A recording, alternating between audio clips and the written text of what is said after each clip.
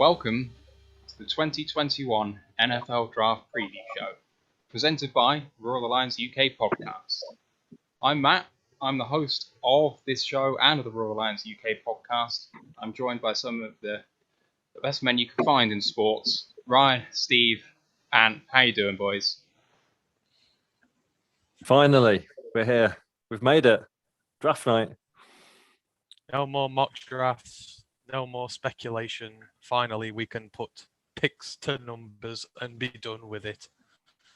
Yep, we will finally be part of our misery of worrying about mocks, worrying about where we're going to be. It's all out of our hands now, so now we can enjoy it anxiously. I'm not sure we're going to be put out of our misery. I think we're just going to move to a different misery phase. We're on a different plane of misery. Yeah, it might happen. Right, we've announced ourselves to a wider range of potential fans in the process leading up to this. So, quickly speaking, boys, 30 seconds on yourself, just to explain who you are, how we've come to this point, and I'll start. I'm Matthew Turner. I'm from Bristol in the UK. I'm an accountant as my actual job. I've been the host of the podcast since its inception. It started out as a blog about a year ago, and I've been a Lions fan since 2009. And why don't you pick it up? Hi, I'm Anthony, 31 years old. I'm from Chesterfield, and I am a bar manager as my job during the day. I've been a Detroit Lions fan for about 6-7 years now, and I was one of the founding guys of this podcast when it was started back in about, would it be about August now, I think it was? Yeah. But, it's been very enjoyable so far, and looking forward to doing our first draft here together. Plenty of guests on, plenty of good stuff coming, so yeah, let's do it. Steve. I'm Steve Collins, and honorary Scotsman, living just outside Edinburgh in West Lothian in Scotland. Lions fan for a long time. I also write a column on the NFC North for NFL Scotland. So you can read all my stuff on the Lions and the NFC North there. And I have no idea what's going to happen tonight. Well, we're so glad you're here, Steve, to offer that insight. Thanks very much Absolutely. for that. We'll see you tomorrow. And Ryan. Yeah, I'm Ryan McCluskey. I'm 27. I'm from West Yorkshire, Bradford. I've been a Lions fan for nearly 10 years now. I play a cornerback. I've been a defensive back myself for a few years. So I know a bit of the game on and off the field. I'm the latest recruit to the pod. I started by just doing a blog. Next thing, WhatsApp's blowing up, and it just gone from there. I've been on numerous podcasts now, and I'm very much looking forward to tonight. This is maybe one of the most drafts I've been anticipated for a number of years now. So you're our Aaron Glenn, I think. That's what I'm calling you from now on. Just to promo what's coming up in the next few days, we have 32 guests booked in. I am still working on a couple, but we'll see what comes of that. Of the 32, 28 of those are team-specific UK podcasters or super fans. So it's not a Lions echo chamber. I know we're all Lions fans, but you're going to get a very wide perspective of what's happening. They're all going to get about 15 to 30 minutes to chat about themselves, their team, where they think they're going, how they think they've done so far, depending on when they're coming on. You've got some really, really big players on there as well, especially, tonight, 8:45, we've got Big Blue UK, which is a New York Giants podcast. We have got Jags Across the Pond as our final guest today. That's at 3:45 a.m. UK time. We've got Roger Goodgroves on. So he's the Director of Operations for BAFRA, which is the British American Football Referees Association. He's also a mod for the NFL UK Facebook group.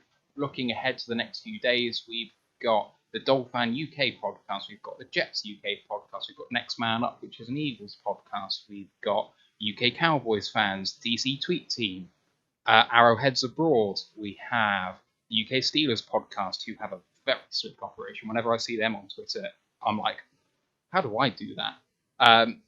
We've got UK and Irish Packers on, which is one of the biggest fan groups this side of the Atlantic. We've got the Indie Colts UK. I could keep going on. British Bird Gang, Atlanta Falcons UK, Bucks UK. It is a staggering array of UK podcasting and fanship. So I hope you enjoy it. A lot of work's gone into this. I think I was counting up the number of hours gone into the season and gone into this particular show.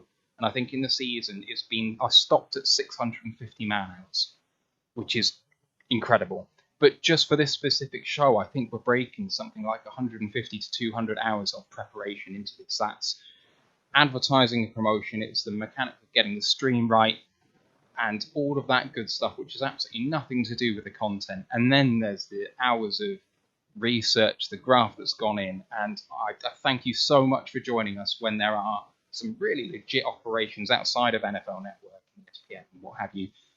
You've got, PFF and whatever, all doing similar things to us. If you're with us, we appreciate you so much. Thank you.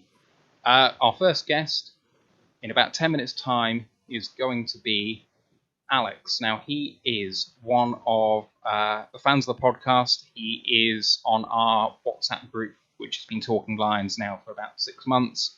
Vibrant member of that community. He's also at UK Detroit Lions on Twitter, which is the most followed Detroit Lions Twitter group on Twitter. So he knows what he's talking about. He's got great opinions. Really looking forward to having him on. But let's have a chat with the boys first.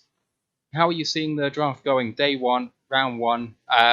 We talked about it a bit on Tuesday, but let's hear a bold prediction out of all of you, and maybe let's hear where the Lions are going to go at 7 as well. Let's start with Steve. Yeah, I think for many different reasons, this is going to be a very unique draft. I think the lack of tape and stats that the teams have got on a lot of these players are going to make things very interesting in terms of the nervousness of people to commit to a pick. I think there's going to be a lot of trading down, but I think there's also going to be some people that will think they can get some really good players, maybe a bit lower than they would have done in a normal year. And there's a lot of teams who didn't have a great 2020 season that will be looking to make a splash.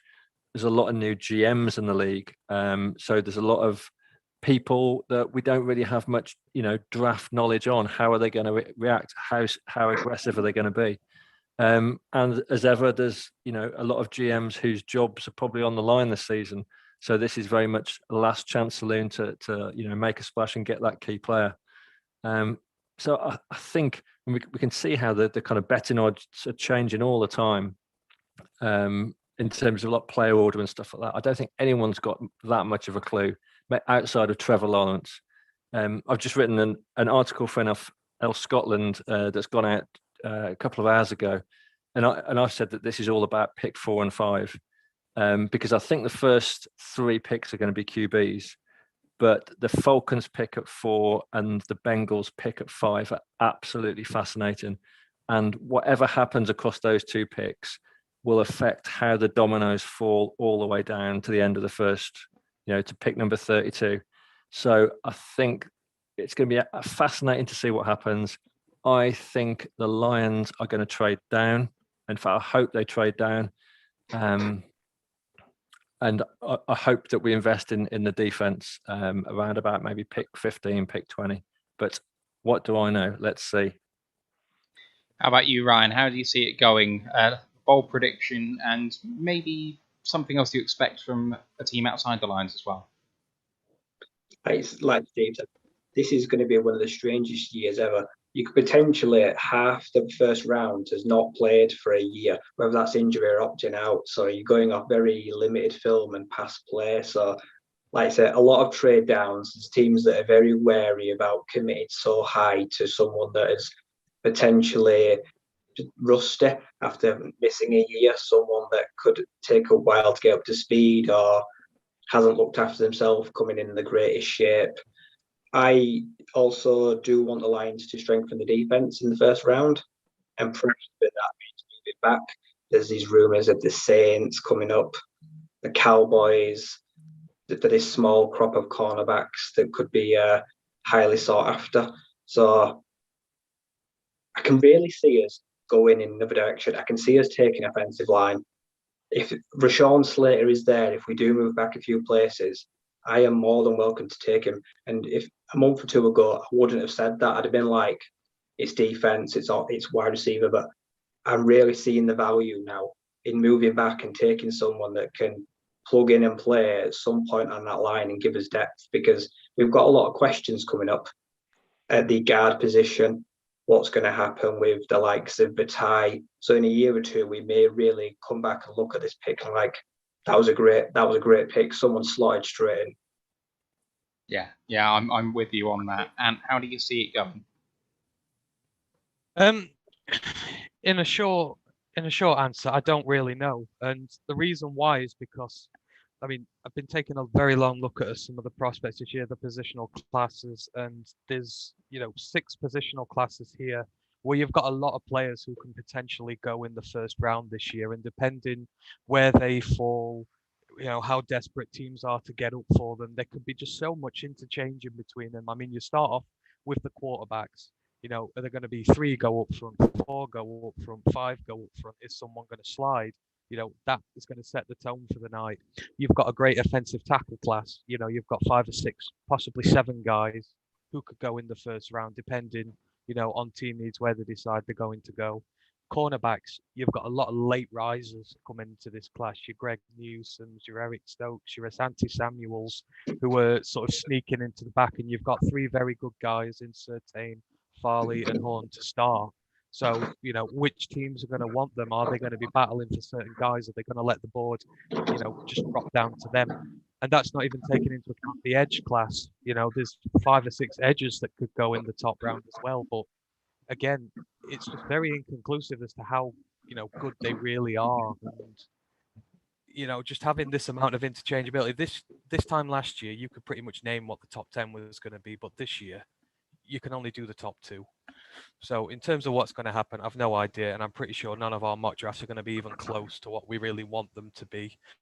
So we'll see. And in terms of the Lions, I want to trade back and get a defender. I've made that very clear on the pods before, but looking at how many teams are wanting to trade, there's a lot of teams in the top 10 wanting to trade out. There's a lot of teams in the 20 to 30 range who want to trade out. There's just, are we going to be able to find a partner? Is there going to someone who wants to come up and get the guy they want? But that depends entirely on how this board falls. I don't think you can make any predictions till you know who's left at the certain numbers, because there's just so many ways this could play out. So I would hope they trade back to 15 and get a linebacker there. That's what I'm going to say they'll do. I think they'll be able to do a deal out. I think a QB will fall, but for the rest of it, it's a complete mystery.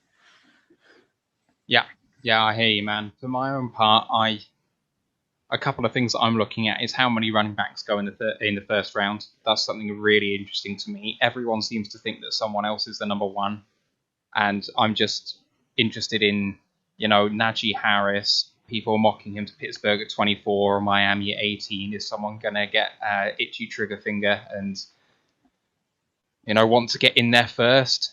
Could Javonte Williams sneak in at the back end? I feel like the Bucks don't feel like they're sold on Rojo or Fournette, and that could be an option potentially.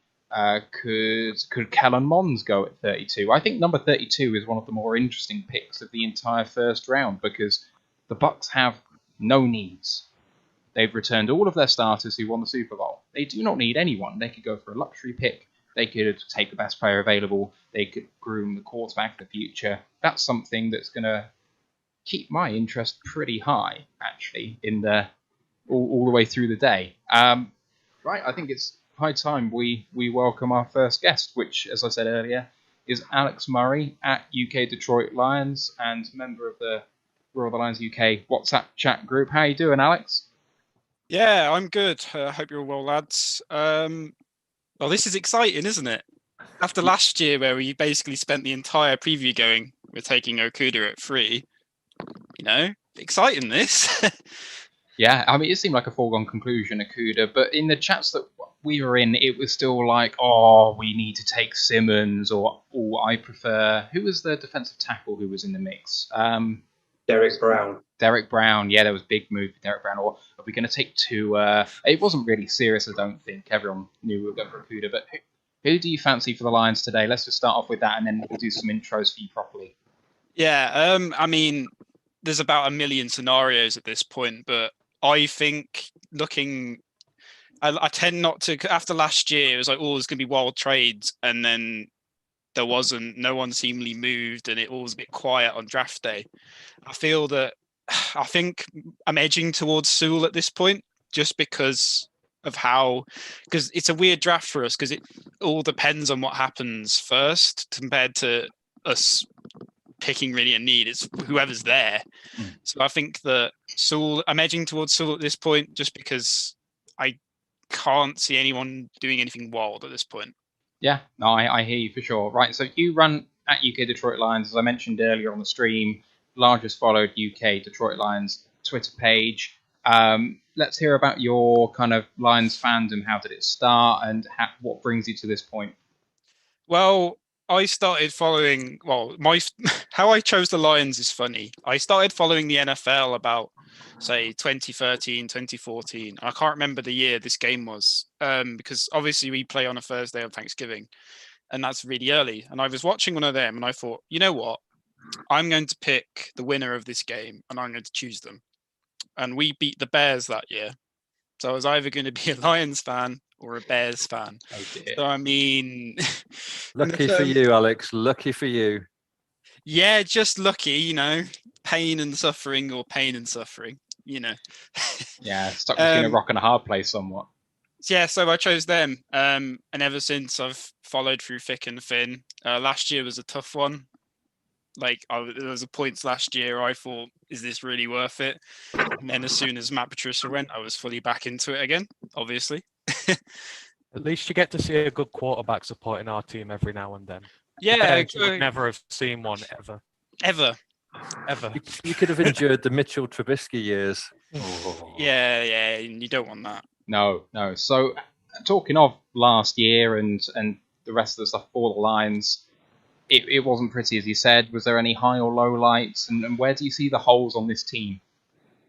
Holes on this team are numerous. That is the quick answer. But last year was a weird one, because I kind of went into the year going, oh, what week's Matt Patricia going to get fired? That was kind of the mood I felt throughout the entire season. It wasn't, this guy's going to turn it around. It's, when's this guy going to get fired? And it just felt, after he went, there was a bit of light at the end of the tunnel. There was a bit of, we can actually play.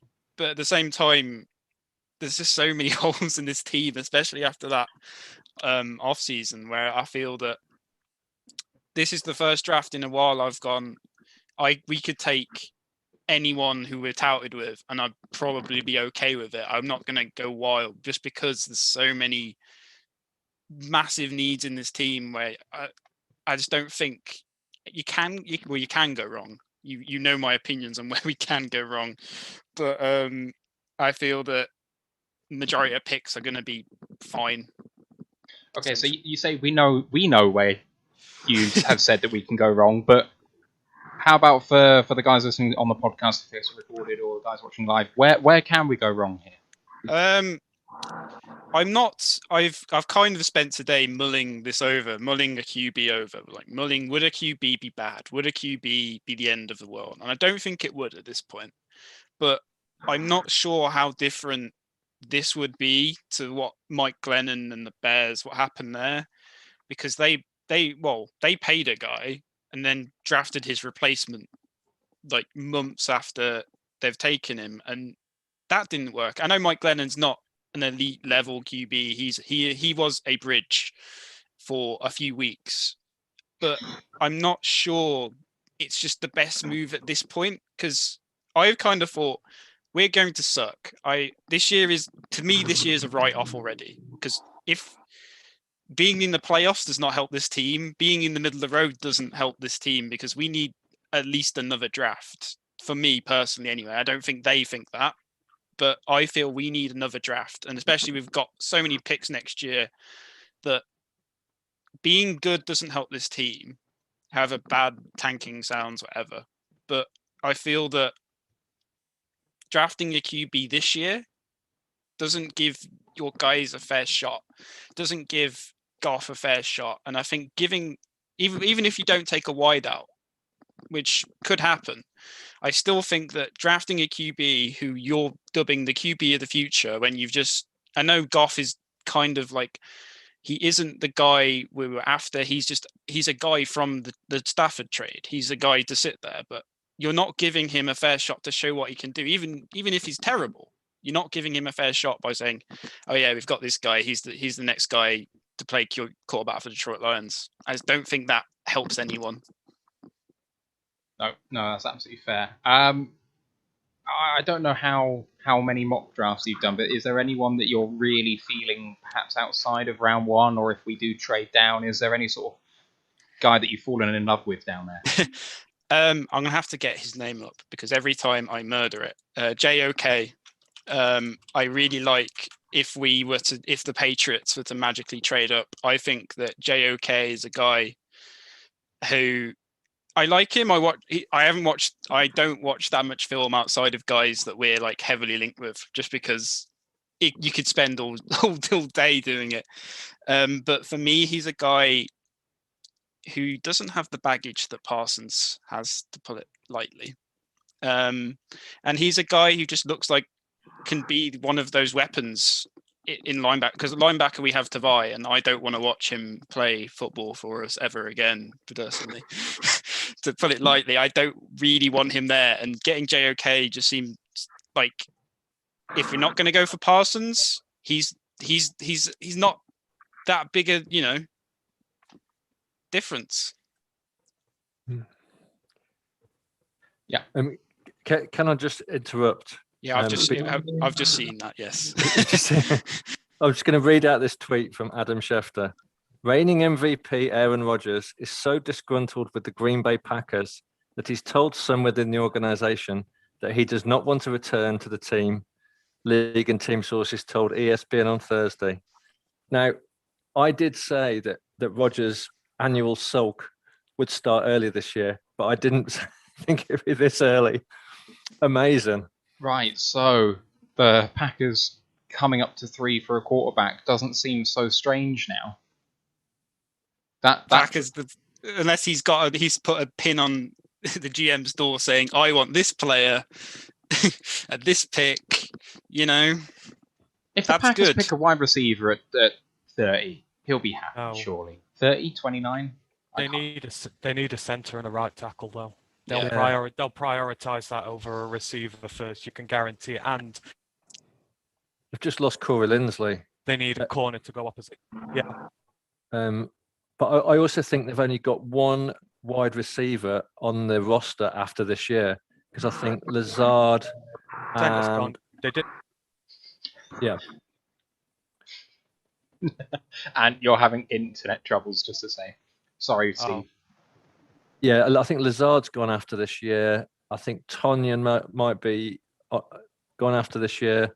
They've obviously just lost. They're running back 2 to us. So there's a lot of work to do at Green Bay. So I wonder if Rodgers has got wind of. I mean, you would imagine that after the whole Jordan Love debacle from last season, that Rodgers would have asked for some input into their draft strategy. And I wonder whether he's found out what it is and isn't happy. Yeah, it doesn't come out on draft night for no reason. Yeah. They need a corner opposite Alexander as well. That's another one that they could go in the first. I think receivers probably 3rd or 4th on their list this year of things they're going to get. They're so desperate for corners, they re-signed Kevin King after he got absolutely burned against the Bucs. Yeah, I can't believe he got re-signed, if I'm honest. I know that he's not terrible, but he wasn't good. He actually had a half decent season apart from that championship game. But that was really bad. Obviously, they need an upgrade on him if they're going to get to a Super Bowl. But I think that window's passed now. I know Rodgers was really pissed from last year, which he has every right to be. I mean, they've just not helped him there whatsoever. And he's running out of years to win a Super Bowl again. Yeah, he is. Alex, who's your favourite Lions player from when you've been supporting them? The guy whose jersey, which they never was. I think Matt. He was the guy that got me into football, essentially. I mean, I started following. I got a Calvin Johnson jersey the off season. He retired, so I didn't really get to watch that much of Megatron. But for me, Stafford was the team. He carried it on his back. through the pain barriers, through countless injuries, and yeah, I've seen them get to the playoffs twice and they lost twice. But Matty, the second time especially, Matty was just unbelievable that season. And to see him go, sad, but if he gets a ring, then I'm a Rams fan for that one Super Bowl day. Yeah, I kind of want the Rams to do bad, not for his sake, but just because I want our picks to be worth something. But if they do get all the way, I'm going to be backing them 100%. I don't think any Lions fan could say anything different, really. Despite what you might read on Facebook from, this is the Lions fan chat, not the Stafford fan chat. I don't know if you've seen all of that narrative, but it bores me to tears. Yeah. He deserves success. He wasn't going to sit for another rebuild. Like, that's fair enough. He's not getting any younger. It's not fair on him to sit for another rebuild. We got a first round pick for him. Yeah, those first round picks are going to be gold dust if you believe what came out of the media today about the fact that everyone's going to try and avoid trading future picks because of how much more tape there's going to be available on those players, and that any trades that might happen, they're going to try and limit it to 2021 picks only, if at all possible. So it looks like the Lions have done, as well as possible, really. Yeah, and if Aaron Rodgers does not return to the Green Bay Packers, I'd like to rescind my "we're going to suck" comments, because we're not finishing. But I don't think we're going to finish bottom of the division. Ooh, that's a hot take. We get to watch the Jordan Love experience then, and all the potential highs and lows that will bring for the Green Bay Packers. I'd actually, if the Packers somehow found themselves if they just took Rodgers out of the equation, they don't get any picking compensation. It's just a hypothetical scenario where Rodgers isn't there. I'm not sure that Love is necessarily the number one quarterback. I mean, he couldn't beat out Tim Boyle as the backup. Yeah. So who's to say they wouldn't bring on a free agent who could just walk on and start? Well, we've had Tim Tebow trying out for the Jags today, so anything could happen at this point. You went absolutely mad when that news came out. I've never seen someone react like that before. So good. It's just going to be nice to see the Packers wake up one day and realise they've not got a Hall of Fame quarterback on the centre, and that they're going to have to struggle like the rest of us, just like the Saints are going to have to do this year. They take it for granted. They think they've got everything going for them. Now they're going to have to struggle a bit. So let's see how they do when they've not got Favre or Rodgers on the centre. I don't want to discount Jordan Love before it, bites us in the arse, but yeah. I'm just following the breadcrumbs on this. Isn't Jeopardy filmed in California? Rodgers lives in California. Yeah, and Jeopardy's filmed in California. And there was rumours, was it earlier today, that the 49ers had inquired about him? Yeah, about trading whoever they got in round one for Aaron Rodgers. Well, that was the big one when they drafted Love last year, and everyone suddenly said he was going to get traded. The 49ers was the team everyone assumed he was going to go to, because they were the team, of a Super Bowl in his home state. So I think there's no smoke without fire with that one. I think he'd probably love to go there.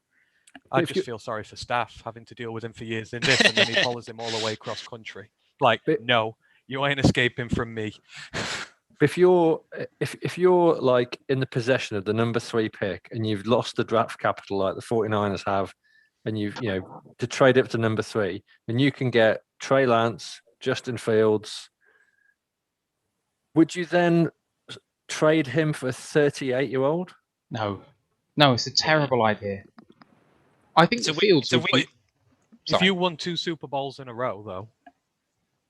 Yeah, but it's a win now, and it's the biggest win now I think you can do. I think is drafting for him, and if it doesn't work, if it doesn't work out, you're back to stage one where you don't have a quarterback because you've just traded the guy who was meant to. And then if say Mac Jones turns into an absolute stud in Green Bay, you look stupid then. But he'd probably catch a lot less heat for trading for Rodgers than he would drafting Jones. Darren Rodgers. Because you should have seen the 49ers Twitter when it came out earlier that odds were shortening. They were absolutely delighted. They do not want Mac Jones there in the slightest. So it would probably be a more popular move to trade for Rodgers. I think if Mac Jones, well, I'm sure we probably all agree with this actually. If Mac Jones went there, they have a better chance of winning a Super Bowl this year than if it was Trey Lance. Yeah.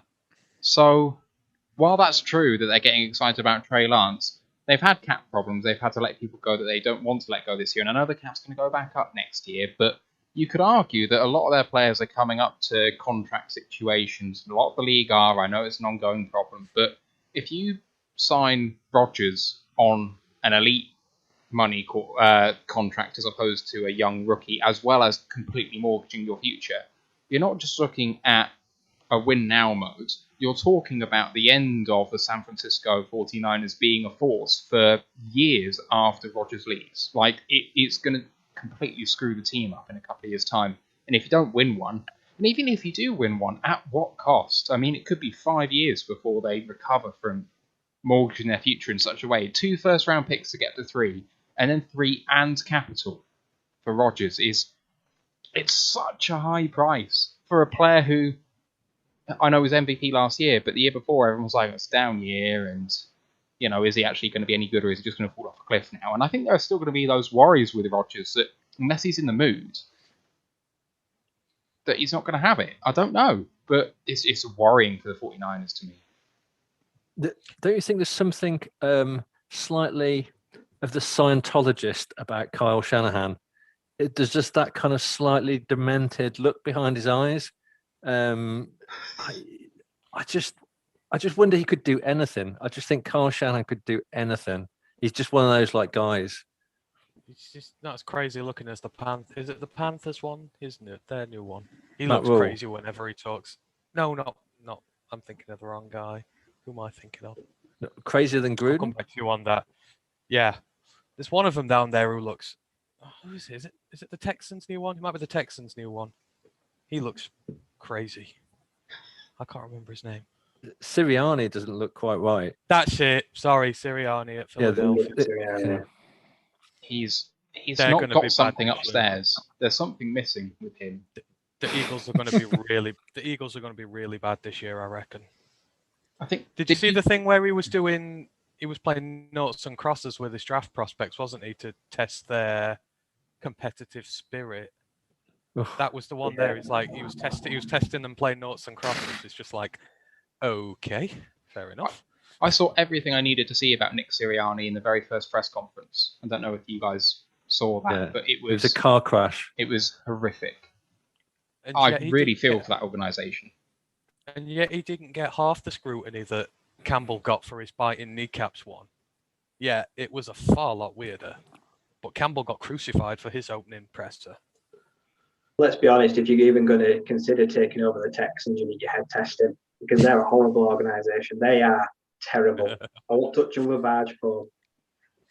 No, absolutely. And they're in such a world of trouble as well, Houston. No picks in the first, day and a half, and no franchise quarterback potentially, depending on what happens. I mean, And yet we're apparently the lowest ranked team this year.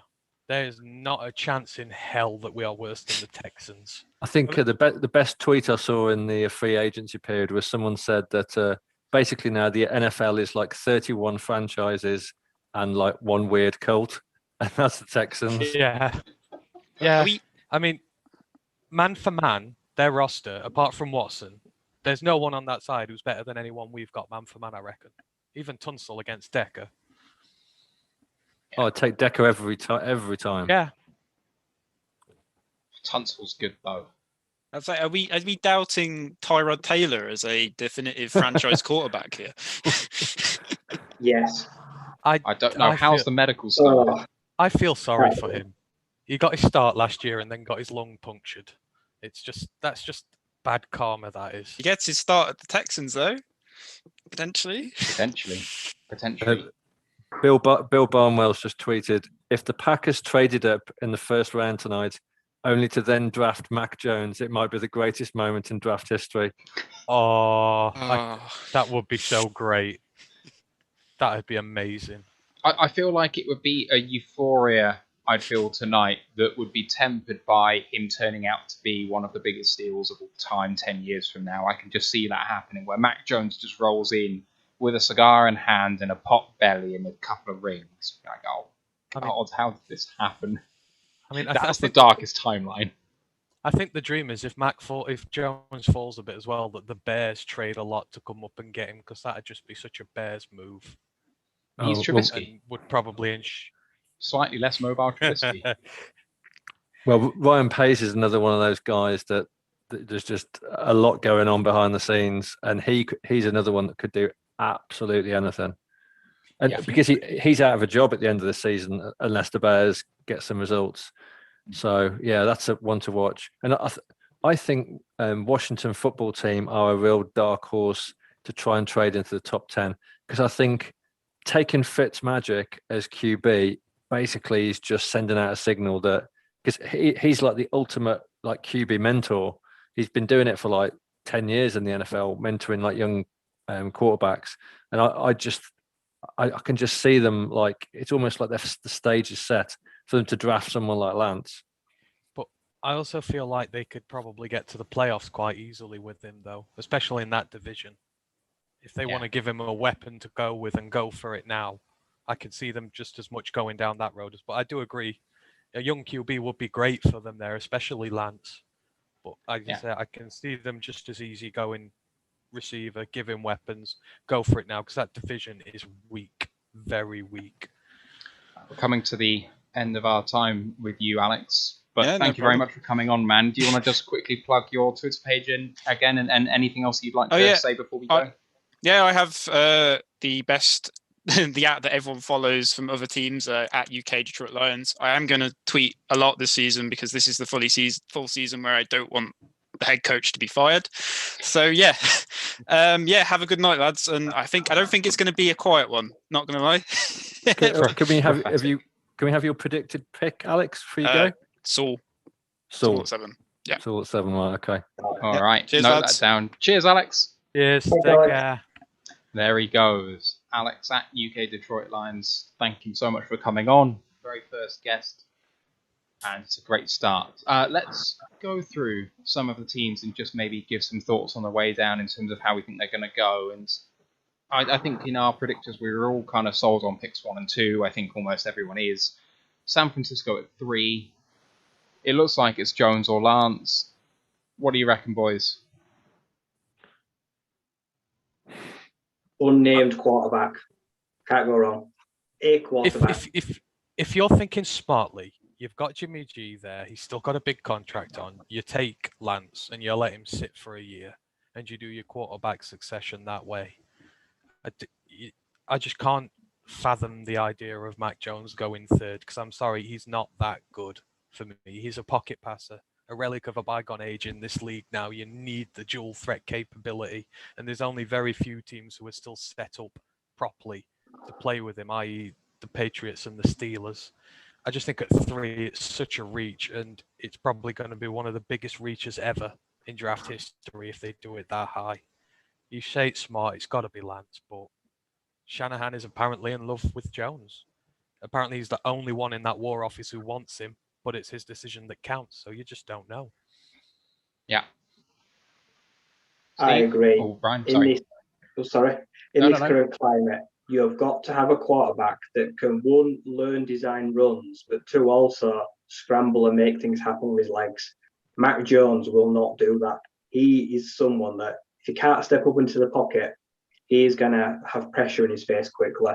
And you've got to have a guy that can learn on the fly. So learning a West Coast offense more mobile, you've got to take Lance, because that is the future of the NFL, really. It's making it work both ways. Yeah, I think for me, the biggest striking thing about Mac Jones is the pressure rate that he felt in the college game. He was pressured, I think, last year on 18% of dropbacks. The lowest ever in the NFL is 19.9%. But most of the time, you might be hanging around the 30s. So this guy's going to be pressured on a level that he's never seen before. He hasn't dealt with what he's going to find in the NFL. And you could label the same thing with Lance, because behind that North Dakota State offensive line against FCS opposition, he's not going to have felt a huge amount of pressure either. But no one's talking about Lance as a play-now guy, whereas Jones is being sold to us as that. And That's the biggest worry for me at 3. What about you, Steve? I still think San Francisco could take Fields, for exactly the reason that you said. Jones has, been playing in front of like Land of the Giants at Alabama with their offensive line. So, he's not had a full experience. As you said, Lance has only played 1 season, and, the equivalent of like our sort of like League One opposition. Fields is the real deal in terms of his experience and who he's been up against and how he's performed in big games. And, he's a real dual threat QB. So I still think it's possible that this is all a massive smokescreen and they're taking Fields at 3. But again, like who's going to second guess Kyle Shanahan? Yeah, I mean, you look at Jones's stats in college, and his grades are really good. His passing grade 94, intermediate 93, deep grade 98. His no pressure grade 96. But you go onto his pressure grade, drops all the way down to 67. Those, because he had so much time in his pass heavy and scheme friendly offense there, that he was very rarely under pressure, but when he was, you could see the flaws in his game. And you look at that division that he's going to be in if he's with San Francisco. You've got Donald and co at the Rams. You've got JJ Watt now at the Cardinals. You've got teams who are very, they've got real good edge rushers in there who are going to get in at him and put him under pressure and make him throw quick. And I just don't think he's going to translate to that league. It just doesn't make sense. No, I'm there with you. Let's speak on Atlanta quickly, and then I'll introduce our next guest. So Atlanta picking at 4. If you look at the draft network and what their biggest needs are, it actually says edge first. I'm sure no one's talking about edge at 4 for Atlanta, but Pitts has been mocked there quite a lot. Quarterback or trade down appears to be the most popular picks. Where do you see Atlanta Falcons going, Steve? I think there's so many different ways that this is going to go, and I kind of wrote about this pick sort of quite extensively in my NFL Scotland article today, because anyone that's watched the Falcons in the last year knows that offensively, they're not bad. Matt Ryan is a decent QB. I think he's a top half QB. They've got Calvin Ridley, they've got Julio Jones, but their defense is god awful, and they've thrown, as we saw when we played them, the defense is like paper mache. We absolutely torched them in that last quarter. So, yeah, their need is on defense, but is that what I think it's a new GM. It's Arthur Smith coming in from Tennessee. I'm not so sure that that's going to be like their priority. I think if I was in charge of that organization, I'd be trying to trade out that pick, and I'd be trying to, get some draft capital to, rebuild the defense over the next couple of seasons. But I'm not so sure that's going to happen. And I think with like Pitts on the board at 4, or, you've got to look at Matt Ryan. I think he's 36. He's got a couple of years left on his contract. He could be the ideal person to, have Lance sat behind him for a couple of years learning. I mean, I think Lance is only like 20, 21. So a couple of years sat behind Matt Ryan with like little pressure would be absolutely perfect. But will Arthur Smith want to win now? That's the big question. That is the big question. And how are you feeling on Atlanta? Well, I've been very clear for a while now. I don't think they're that great at the minute. They have got a good offense, but their defense is in rebuild mode. I think if you're sat there at 4, the level of quarterback you've got available to you this year, I think you have to start your succession plan. I don't think you're in a position where you're in win now mode. There's no defenders at 4 who are going to be taken to, make the defense better and try and go that way. So I think you go quarterback, and I think you go Trey Lance, because Matt Ryan has a few good years left in him yet, not to mention his absolutely humongous contract that you don't want to cut and hit the dead cap on. So for them, it just makes all the sense in the world to get in a guy who's going to need a year or two to progress and get better, and then just have your succession ready. Because if they try and go for it now, and then Ryan leaves, and they've not got another quarterback to go to, then they're just going to be in the same amount of trouble they were before. Yeah. So. Yeah, I hear you, man. Yeah. All right, let's introduce our next guest, K-Mac from Big Blue UK. It's a New York Giants fan page and podcast. How are you doing, K-Mac? Yeah, very good. Very excited for the draft. It's one of my favorite times of year. it's like Christmas and New Year and Easter and everything rolled into one. You can win the off season right here, and that's the most important thing if you're a Lions fan, especially. Can I just quickly ask about you to introduce yourself and the group, and maybe a bit about your fandom of the Giants, how you came to be a Giants fan? Yes, of course. So it's Big Blue UK and Ireland podcast at Big Blue UK IRL on Twitter. We've only been going for about 7-8 episodes now. We've just started off, so very new to the game. I know there's a lot of good UK and Ireland podcasts and fan groups out there. So we're just really, there wasn't one over here, so wanted to jump on the bandwagon a wee bit and sort of represent sort of this side of the Atlantic. But I'm originally from the area north of Ireland myself, live in London now. And yeah, just a big sports fan growing up. In 05, 06, wanted to try and follow the NFL. And then the announcement was made that there was teams coming over in 07, and it happened to be the Giants and the Dolphins. So I'm one of those fans, not been around since the 80s, 90s, noughties, but when the NFL decided to come over and started to branch out the international series, like I'm one of those fans that really bought in, saw the teams that were coming over, decided between Miami and the Giants, and I just came down to where would I've been to New York before, where would I likely go back to again? They're both historical franchises, but I made my decision for the Giants, which I'm pleased about. And we went on to win the Super Bowl that year. So I kind of was like, this is fantastic, just jump on the bandwagon and here we go.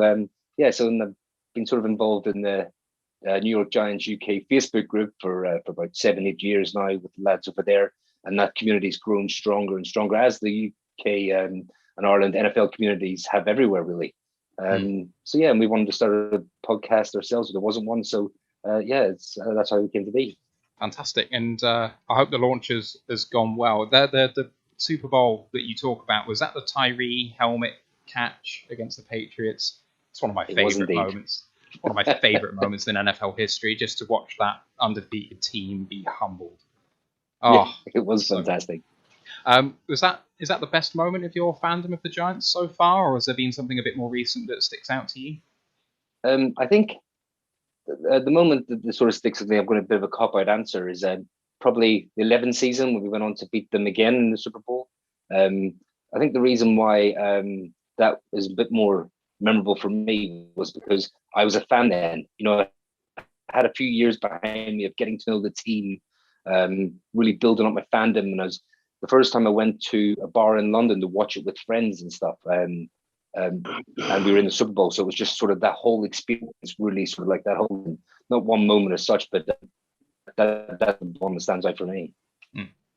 Boys, any questions for K-Mac? Yeah, I'll start. Evening, thanks for coming on. When you look at the Giants roster right now, where do you feel your biggest weaknesses are? What are your holes that you could do with plug in? Yeah, so I think we've had a very good free agency, like very pleased with it. We filled a good amount of holes there. But if you look at our offensive line, it's very young, it's very inexperienced. We're pleased to start 3 second-year players this season coming. So that is obviously a bit of a weakness. We lost Kevin Zeitler to free agency, cap casualty. But also a linebacker, off the ball linebacker to go along with Blake Martinez. We're weak there. We're definitely weak at pass rusher. We've got good, hardworking, solid players, but no real star there. And obviously you can always add a decent wide receiver. I mean, we got a very good one in the off season, as you boys well know, Kenny Golladay. But Sterling Shepard's coming to the end of his contract. He's more of a slot guy. I haven't really got another like Z outside wide receiver. So that's just so we have a few holes, to be honest. Yes, there's a few. So we've been busy mock drafting to Roar the Lions over the last few weeks, and I've got a few results of the mock drafts here for the Giants picks. So various members of the group have mocked you. Jalen Waddle, that's a couple of times. Quitty Pay, the defensive end. You've got Jalen Phillips, Micah Parsons, Devontae Smith. Who's your pick out of there? Who do you think's done best out of there in terms of picking for your first round? To be honest, they're all picks that I can see us taking and see us making and falling to is the picks I all like, to be honest. I mean, I would love Waddle. I think he's an electric player. I think it'd be very good for you guys, to be fair, as well. I think he's an absolute stud. Injuries a little bit concerning. I think I love Phillips as a pass rusher. I think he's talent-wise the best in this draft. But I think his injury concerns are a little bit too much for me, I think. And I think a pass rusher, could he pay a pass rusher 11, maybe a bit rich? I'd love us to trade back a little bit, but a lot of people would because everyone loves draft picks. And Smith as well. Like, Smith is such a good player. Like, I'm a Notre Dame fan as well myself, and like, he put up 130 yards, 3 touchdowns on 7 receptions on us in the playoffs.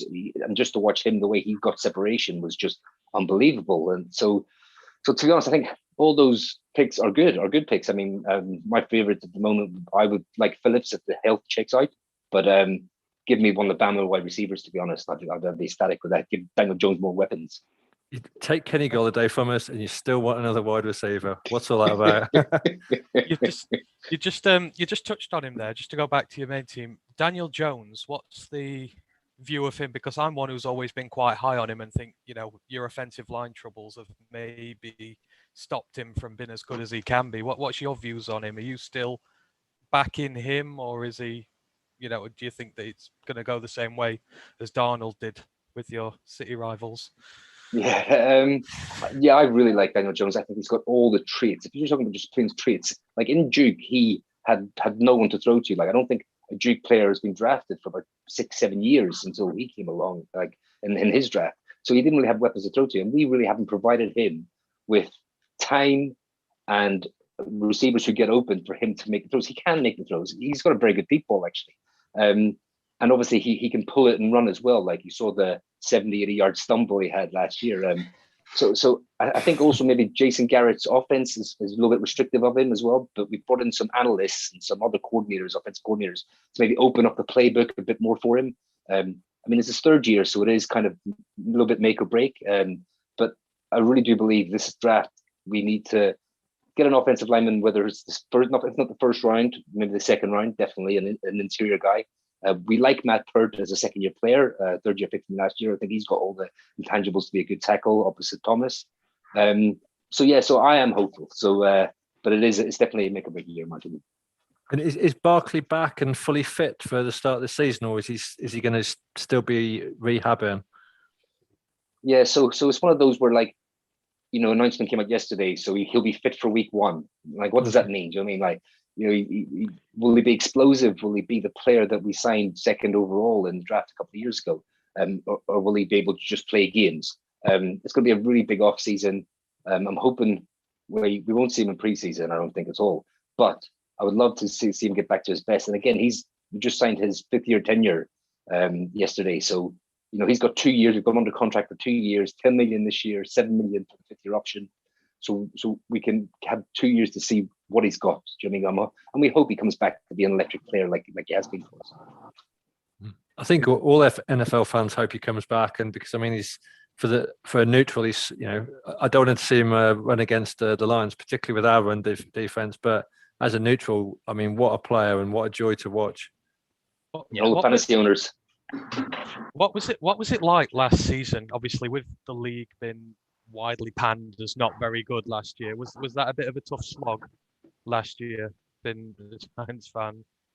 Yeah, it was. The whole division was awful, and you had that. It just gave you hope that, can we just make the playoffs? Because if you make the playoffs, maybe in like a few years' time, it won't matter what your record is, so to speak. You made the playoffs. That's the aim, is to win your division. Like, you guys know that you're in one of the toughest divisions in the league, in my opinion.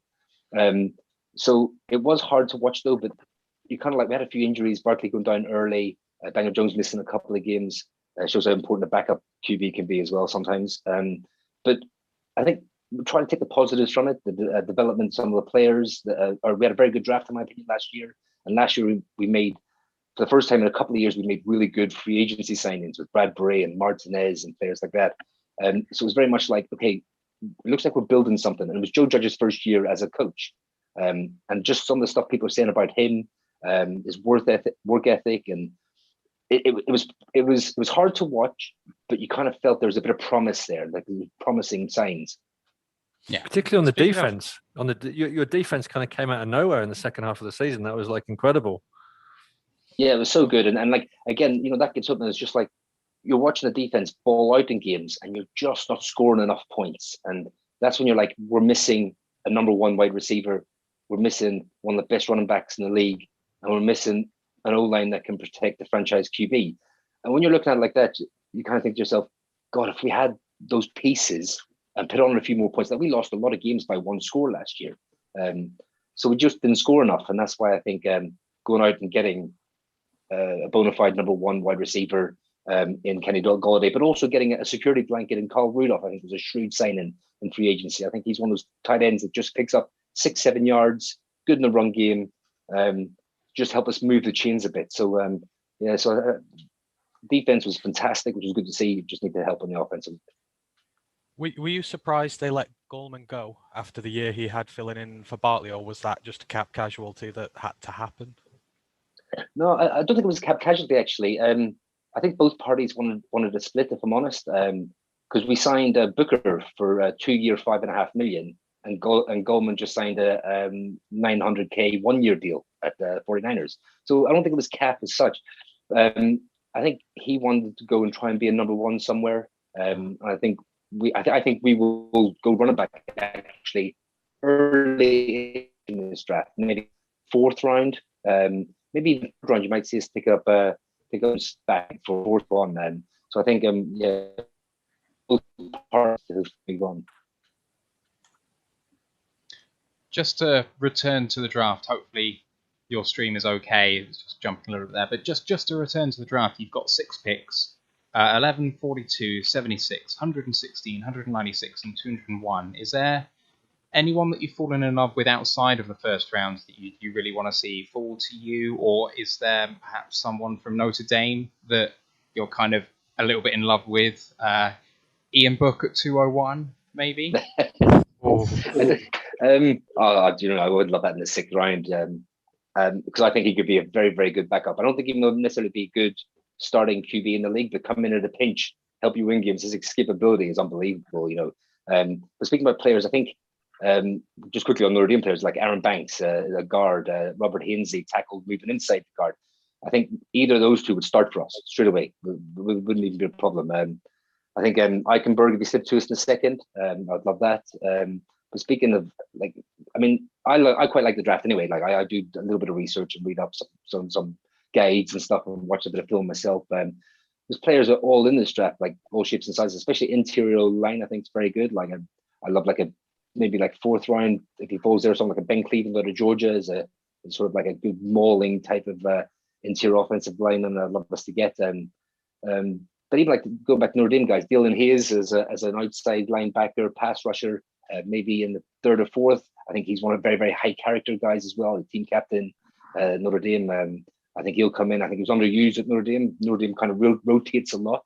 You've got 2 good ones as well. The Aquara brothers. I was banging the table for Julian last year, and I was so gutted we let Romeo go. That was insane. I couldn't believe that. But there's players littered throughout the draft. I think can come in and do a job for us. Are there any other thoughts you have on the draft outside of the Giants? Something that you've seen that you don't think other people are seeing, or something you think's nailed on, perhaps, that other people aren't thinking is absolutely going to happen 100%? Nothing as such. I do think it'd be interesting to see what 49ers do at 3, Falcons at 4, obviously. I think it'd be very interesting what direction you guys go in. But I think this is one of those drafts where I think the 3rd round is a sweet spot for interior O-line. If you need interior O-line, I think the 3rd spot is you'll pick up a great player there. I don't think there'll be pass rushers available then. So I think if we want one, we'll have to go for 1st or 2nd. I do think it's quite deep at the interior linebacker as well, off-ball linebacker. I think he might get good players in the 4th, 5th round there. But there will be fireworks because it's the NFL draft, but it's so hard to predict. What are your thoughts on your divisional rivals? Because it's quite unusual in terms of the way that the draft's fallen. That I think you've got the Cowboys at 10, you're at 11, and the Eagles at 12. So 3 NFC East teams right back to back. have you got any fears about who, say, that the Cowboys might take ahead of you, or whether the Eagles trade up to go ahead of you, and who are the nightmare picks for you for those teams? Yeah, I think the Cowboys, I think, they need to go defense. They need help there. So if they go a defensive player, I think cornerback is their biggest need. So they might go someone like Surtain or Horn.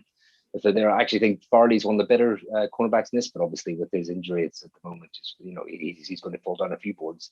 But their offense is actually scary as it is. So if they actually click on defense, they could be a very good team.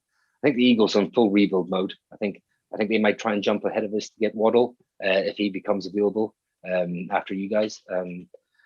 But they are in rebuild mode. I think we should be able to go out and win both games against them this year. One of the ones that's a bit scary is Washington, actually. Washington make a jump to get a QB.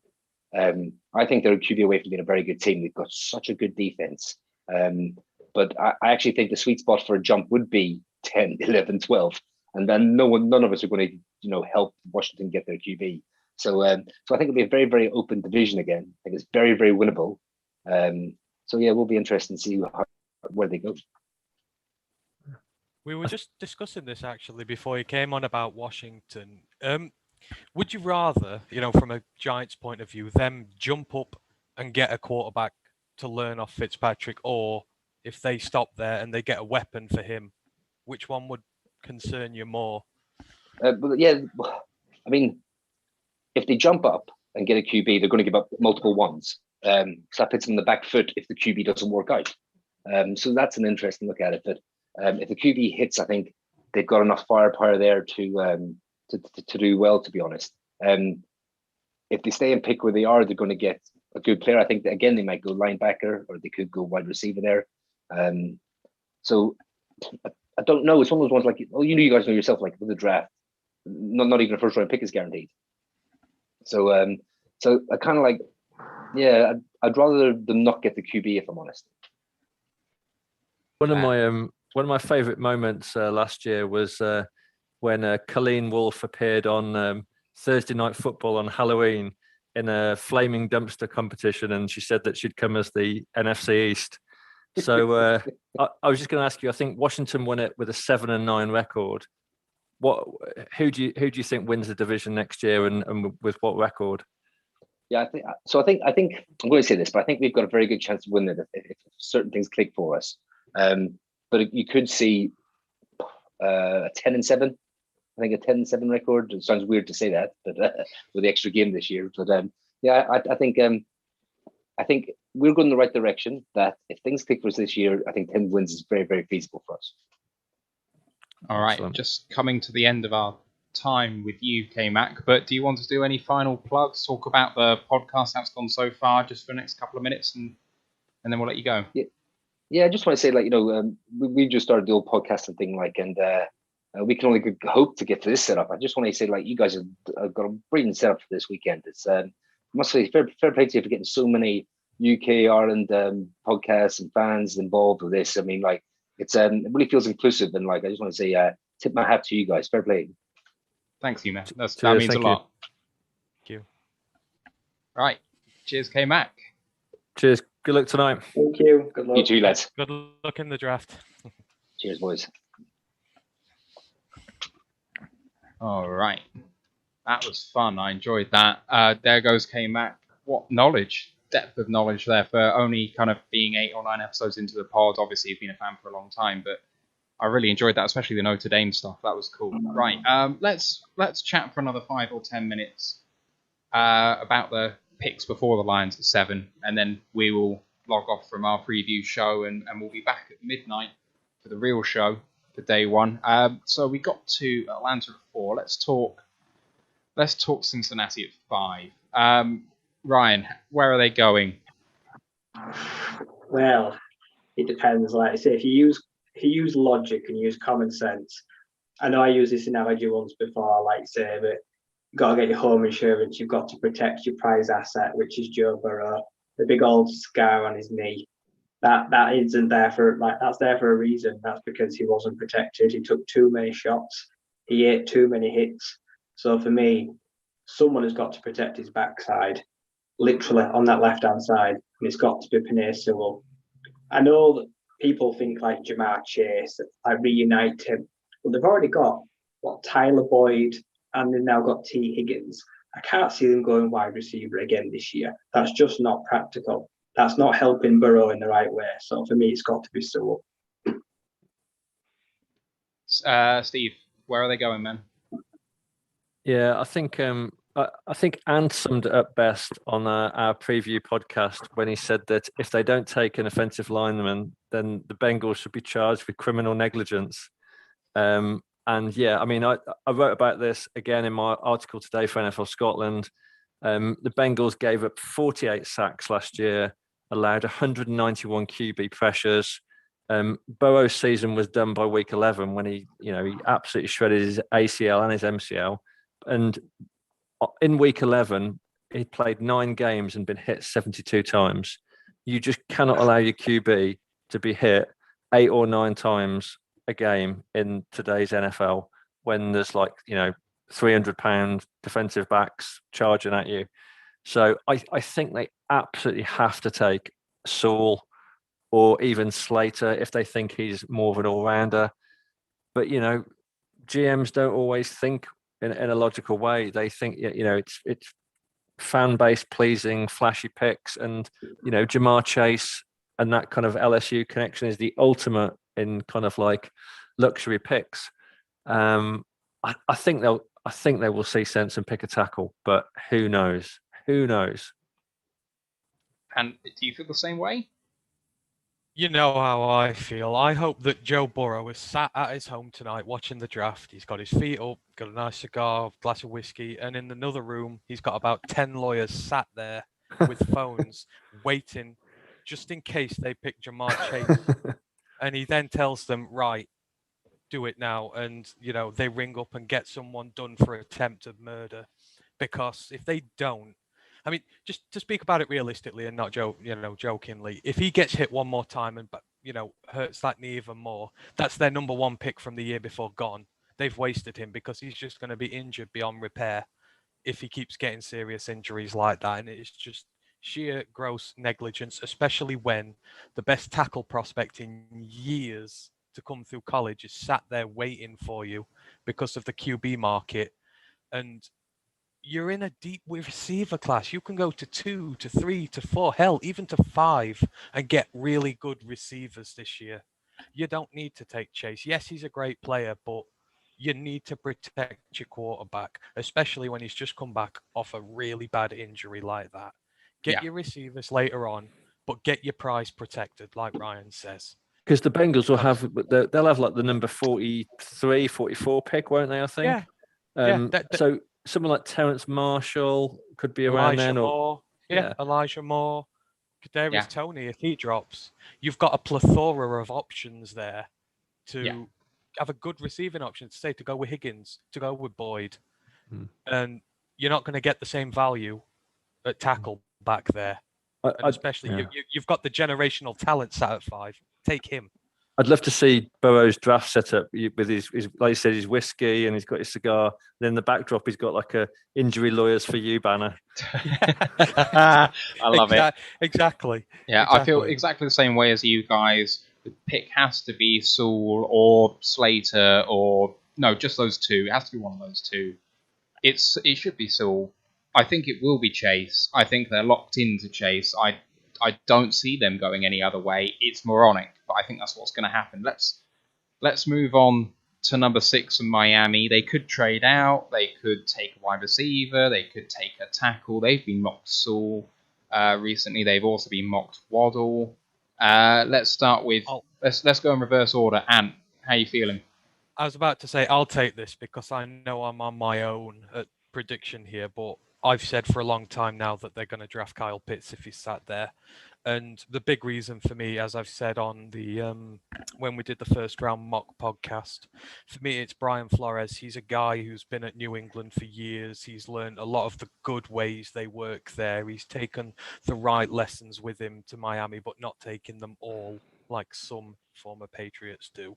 Not naming names.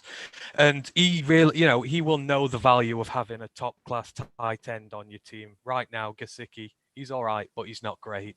And he'll want his Gronk there. He'll want a guy at tight end who can block, who can be a receiving threat, who's a red zone threat. And Pitts is all that.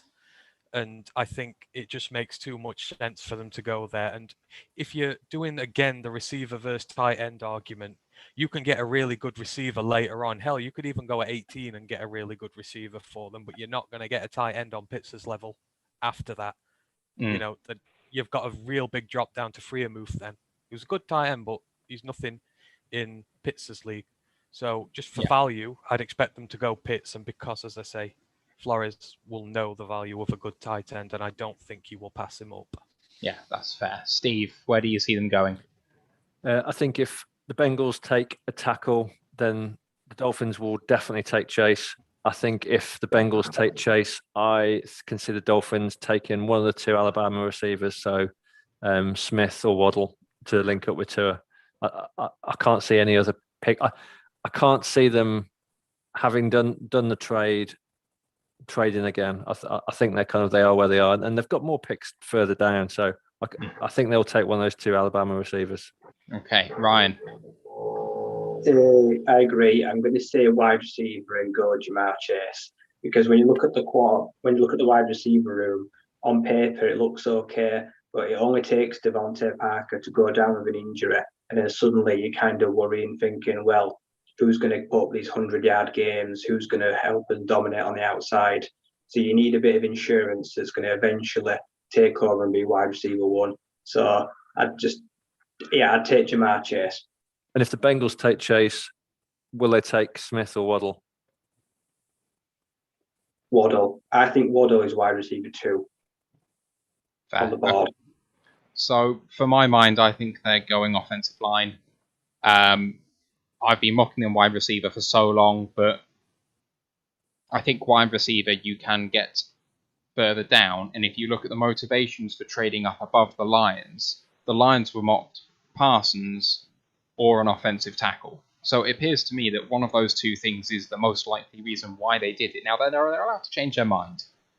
But I think that Bateman is perfectly reasonable in the middle of the first. There are other receivers you can take in the middle of the first that I think are absolutely passable. I think the rare talent at 6 is still Sewell or Slater. I think Slater's going to be taken earlier than people think. So that's where I'm putting my money on. Let's quickly finish off. We've talked about it before, I know, but Lions at 7. We've run over a little bit, but let's go to Ryan first. Lions at 7. They trading out? If they're not trading out, who are they taking? Trading out, ideally. For me, scenario 1 has to be a trade out, because I think we've only got 5 picks. I think we need a few more extra this year. And as you said earlier, 2022 picks are now gold dust. So we don't want to tamper with next year at all. Take a trade this year. I've said my dream scenario, like you say, if we went with Chargers at 13 and Micah Parsons were there, that would be perfect. That would help defense and help this year. All right, let's go for Ant now. Lions at 7. Lions not at 7. If they're at 7, who are they taking? Not at 7. I want them either to go back to 13 or 15. If the Chargers come up for a tackle, which I'd never really thought about beforehand, but if they want to go for Slater, one of the main guys, it's a great landing spot for us to go and take a linebacker at either 13 or 15. I'd rather it be Parsons, but I don't mind if it's Owusu Koromoa, because I think he's exceedingly good as well, and I think the big picks have got to go on defense. So, yeah, I'm hoping we go back to the mid-teens. Okay, and if we do pick at 7, if you have to, who are you picking? Chase. I hope that Sewell goes 5, Pitts goes 6, and Chase drops to us.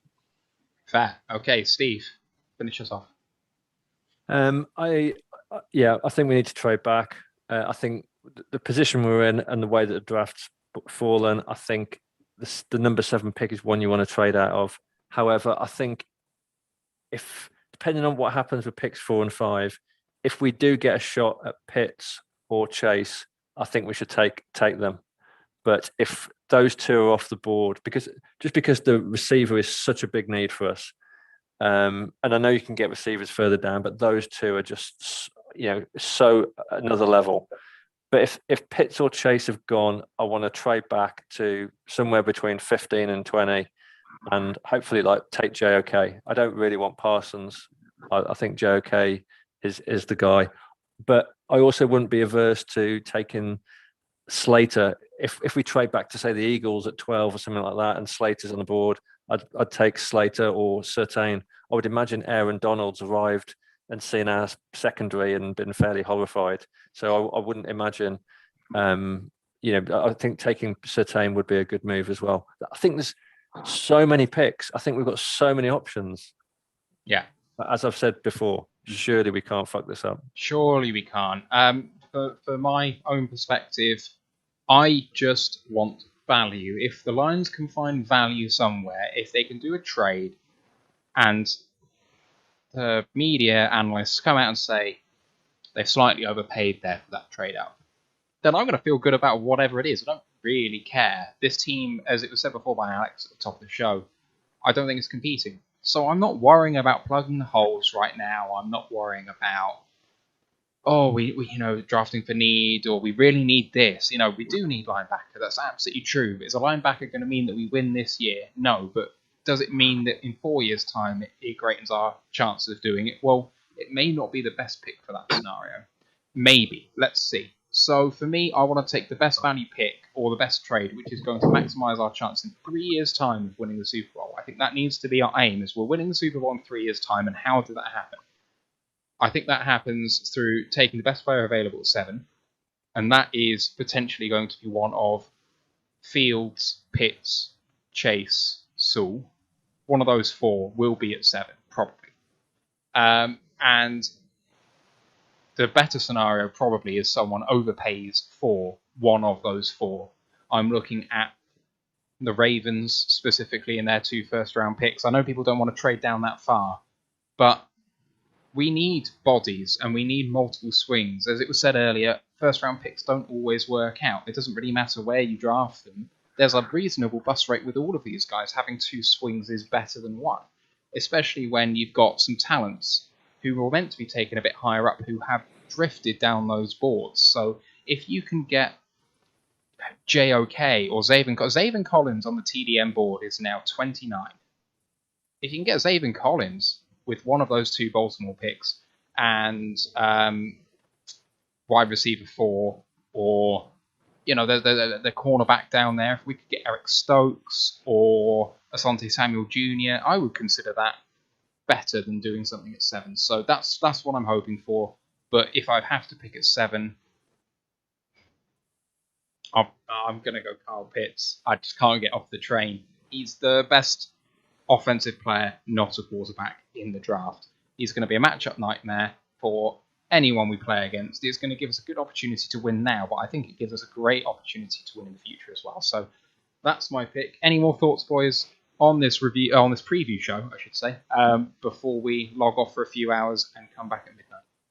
You're just like Bane wanting to pick Pitts, aren't you? You just want to watch everything burn around you while everyone goes off about it. There is a certain element of that, yeah. If we use a first-round pick on a cornerback, I will be horrified. I will be livid. Have you seen our secondary? I was thinking about this earlier, and I was saying, why is cornerback still our second biggest need on a lot of draft boards? Because it's not. But if you think about it, if we were to draft JC Horn, it'd be like Fields. I'd be like, ugh, I don't want that here, but I'd actually be secretly quite happy with it because I think he's a hell of a good player.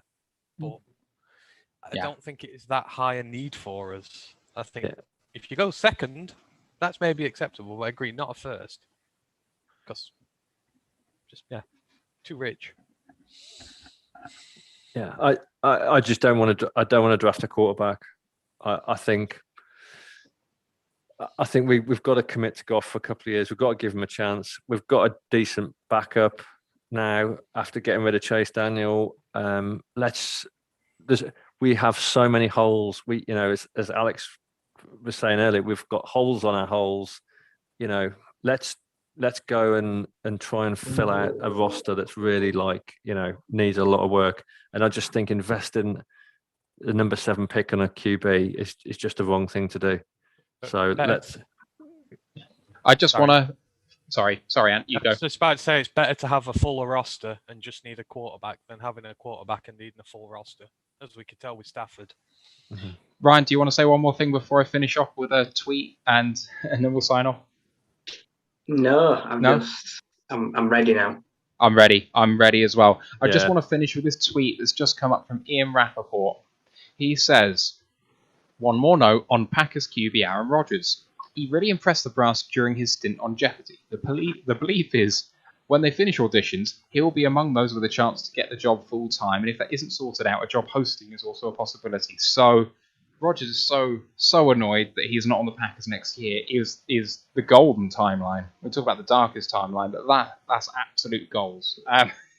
Right, just remains for me to thank my co-hosts Ant, Steve and Ryan. We're away for 2.5 hours or so, but we'll see you again at midnight UK time and 7 o'clock on the eastern coast of the States. Thank you very much for joining us. We'll see you soon. Bye for now.